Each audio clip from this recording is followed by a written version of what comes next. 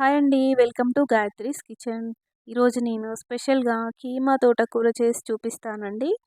Mutton కీమాలో తోటకూర వేసి చేయడం వల్ల కర్రీ మాత్రం చాలా అంటే చాలా బావుంటుంది. మీరు ఒకసారి ఈ విధంగా ట్రై చేయండి.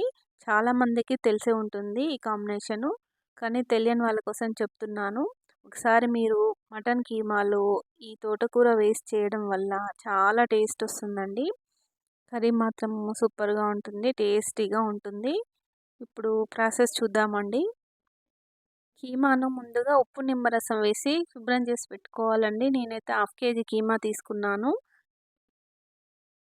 అలాగే తోటకూర అండి. తోటకూర ఒక 3 కట్టల వరకు తీసుకున్నాను. అంటే అందాజండి నాకు హాఫ్ కేజీకి ఎంత పడుతుందో అంత వేస్తాను. అంటే మామూలుగా ఇంతండి.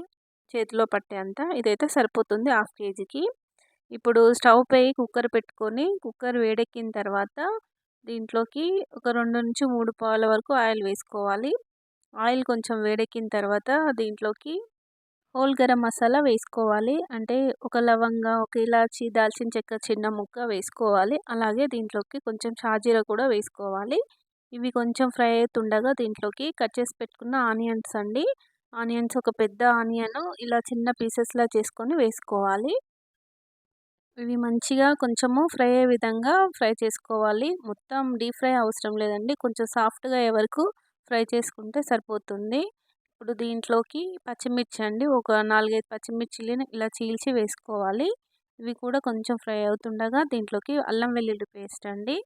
ఒక అల్లం వెల్లుల్లి పేస్టు నిండా ఒక స్పూన్ అండి. పెద్ద స్పూన్ అల్లం వెల్లుల్లి పేస్ట్ వేసుకొని అలాగే దీంట్లోకి పసుపు కూడా వేసుకోవాలి. వేసుకొని మంచిగా ఫ్రై చేసుకోవాలి. కొంచెం పుదీనా కూడా వేసుకోవాలి. పుదీనా వేసుకోవడం వల్ల ఫ్లేవర్ బావుంటుంది. కొంచెం ఇప్పుడే వేసుకోవాలి పుదీనా. ఇప్పుడు దీంట్లోకి మటన్ కీమాను వేసుకోవాలి. వాటర్ అంతా తీసేసి మటన్ కీమాను వేసుకోవాలి. అంతా మంచిగా కలుపుకోవాలి. ఈ పోపంతా ఈ మటన్‌కి పట్టే విధంగా కీమాకంతా పట్టే విధంగా మంచిగా కలుపుకోవాలి. ఒక 2 మినిట్స్ వరకు కలుపుకుంటే సరిపోతుంది. మూత పెట్టి ఒక 2 మినిట్స్ వరకు అలాగే వదిలేయాలి.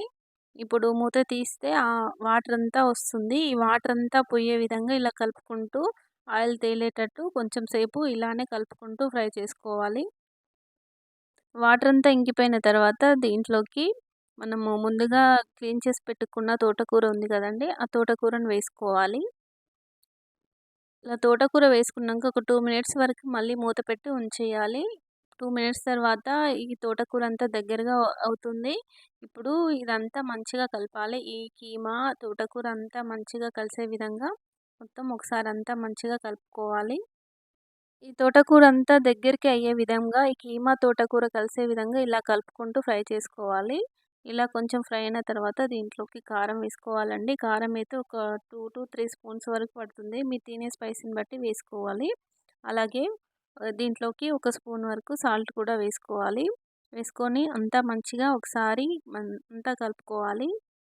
ఇలా అంతా మంచిగా కలుపుకున్న తర్వాత మళ్ళీ ఒక 2 మినిట్స్ వరకు మూత పెట్టాలండి. ఎందుకంటే కారం కూడా కొంచెం ఉడకాలి.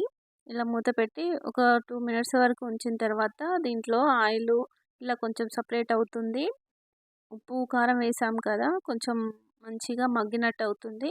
ఇప్పుడు దీన్ని ఒకసారి అంతా మంచిగా కలుపుకొని దీంట్లోకి మనము వాటర్ వేసుకోవాలండి. 1 గ్లాస్ వరకు వాటర్ యాడ్ చేసుకోవాలి. వాటర్ వేసుకొని అంతా మంచిగా కలుపుకోవాలి. ఎందుకంటే ఈ కీమా ఉడకడానికి టైం పడుతుంది కదా! అందుకని వాటర్ వేసుకొని మనం ఇప్పుడు మూత పెట్టి విజిల్ పెట్టుకోవాలి. కుక్కర్ విజిల్ పెట్టుకొని చేసుకోవాలి. అందుకనే వాటర్ యాడ్ చేసుకోవాలి. ఇలా చేసుకొని కుక్కర్ విజిల్ పెట్టేసి ఒక 3-4 విజిల్స్ వచ్చే వరకు ఉడికించుకోవాలండి. లేదంటే బయటనైనా ఉడికించుకోవచ్చు. విజిల్స్ వచ్చి ఆవి అంతా పోయిన తర్వాత మూత తీసి స్టవ్ ఆన్ చేసుకొని అంతా మంచిగా ఒకసారి కలుపుకోవాలండి. ఇలా కలుపుకున్న తర్వాత ఇలా 2 మినిట్స్ వరకు ఉడికించుకోవాలి మూత తీసిన తర్వాత. ఇప్పుడు దీంట్లోకి గరం మసాలా ఒక హాఫ్ స్పూన్ వరకు గరం మసాలా వేసుకోవాలి. అలాగే దీంట్లోకి ధనియాల పొడి అండి 1 ½ స్పూన్ వరకు వేసుకోవాలి. వేసుకొని అంతా మంచిగా కలుపుకోవాలి. ఈ మసాలా కూడా అంతా మంచిగా పట్టే విధంగా మంచిగా కలుపుకోవాలి. మసాలా వేసిన తర్వాత ఒక 2 మినిట్స్ వరకు ఉడికించుకోవాలి. ఇలా ఉడికించుకున్న తర్వాత చివరిగా దీంట్లోకి కొత్తిమీర వేసుకోవాలండి. కొత్తిమీర వేసుకొని అంతా మంచిగా కలుపుకోవాలి. అంతేనండి, చివరిగా కొత్తిమీర వేసుకుంటే సరిపోతుంది. దీన్ని సర్వింగ్ బౌల్‌లోకి తీసుకోవడమే. ఈ కీమాతో తోటకూర కలిపి చేసుకోవడం వల్ల టేస్ట్ అయితే సూపర్‌గా ఉంటుంది. ఈ curry bagara rice, white rice, రోటీ, పూరి ఎందులోకైనా బావుంటుందండి. ఖచ్చితంగా మీరు ఈ రెసిపీని ఇంట్లో ట్రై చేసి ఎలా వచ్చిందో నాకు కామెంట్ చేయండి. ప్లీజ్ అండి, ప్లీజ్ లైక్ చేయండి. ఖచ్చితంగా సబ్స్క్రైబ్ చేయని వాళ్ళు చూస్తున్నారు గానీ సబ్స్క్రైబ్ చేయట్లేరు. ప్లీజ్ సబ్స్క్రైబ్ చేసి చూడండి. అలాగే పక్కనే ఉన్న బెల్ ఐకాన్‌పై క్లిక్ చేయండి. నెక్స్ట్ వీడియోలో ఒక హెల్తీ అయిన ఇంట్రెస్టింగ్ రెసిపీతో మీ ముందుకొస్తాను. Thank you for watching Gayatri's kitchen.